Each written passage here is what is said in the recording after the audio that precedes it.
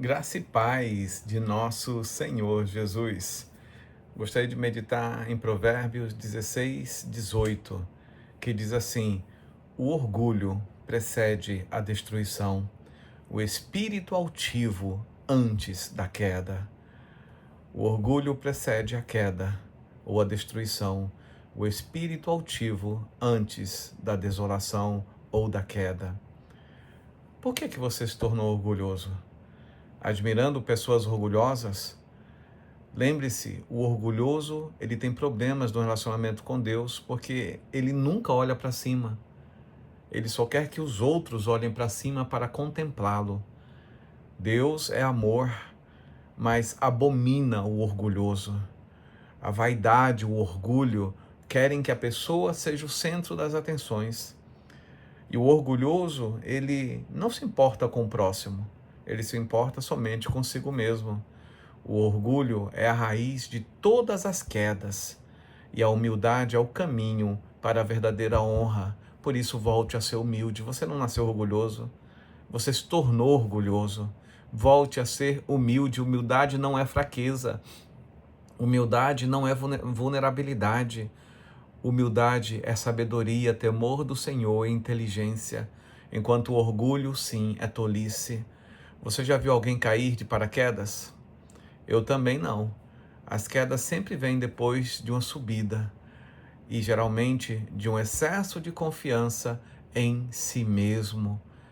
Quando a pessoa está confiando muito em si, autossuficiência, abandona os princípios da sabedoria e começa a se orgulhar. A Bíblia narra inúmeros exemplos de situações desse tipo. Por que você está armando arapuca para a sua vida, para a sua família, para os seus negócios, por causa do orgulho? Por que você está persistindo em ser teimoso no orgulho? Arrependa-te, volta-te à humildade. Quando a gente lê esse versículo sobre que o orgulho precede a queda, a gente vê que é um dos versículos de mais impacto na Bíblia e que poucos dão atenção. Ele não é uma ameaça, ele é uma leitura de algo espiritual que nos leva ao confronto, como que no espelho, para que a gente possa entender se em nós há humildade ou se há orgulho. A palavra do Senhor diz que Deus ama o contrito de coração e o quebrantado de coração. Deus ama, e Ele não vai desprezar pessoas quebrantadas, mas ao orgulhoso Deus resiste ao soberbo. O orgulho é o veneno que faz as pessoas acharem que estão acima de todos, às vezes até de Deus, e por isso vão à frente no caminho do abismo. Saul perdeu um reino por causa do seu orgulho. Ele quis ser mais do que Deus. Tiago 4,6 diz assim: Deus se opõe aos orgulhosos, mas concede graça aos humildes. Ainda dá tempo de você ser humilde.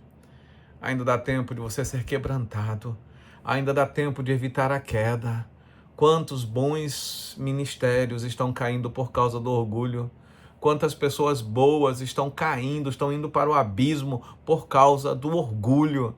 É hora de voltar a ser humilde, é hora de voltar a quebrantar o coração, como a palavra do Senhor Pedro, como a palavra do Senhor diz em 1 Pedro 5,6, humilhai-vos sob a poderosa mão de Deus. Isso não é fraqueza, isso é poder, isso é graça, isso é autoridade. Humilhe-se diante da poderosa mão de Deus e em tempo oportuno Ele vos exaltará, porque o Senhor Ele abate o orgulhoso, mas exalta o humilde.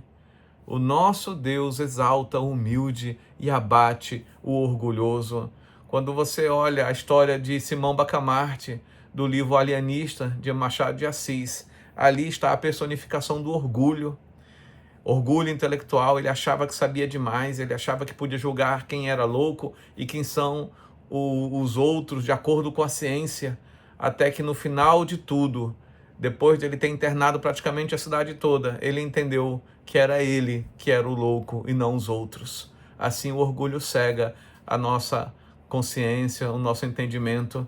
O orgulho é o pecado que nos faz olhar para os outros de cima até que o chão se abra e nos consuma.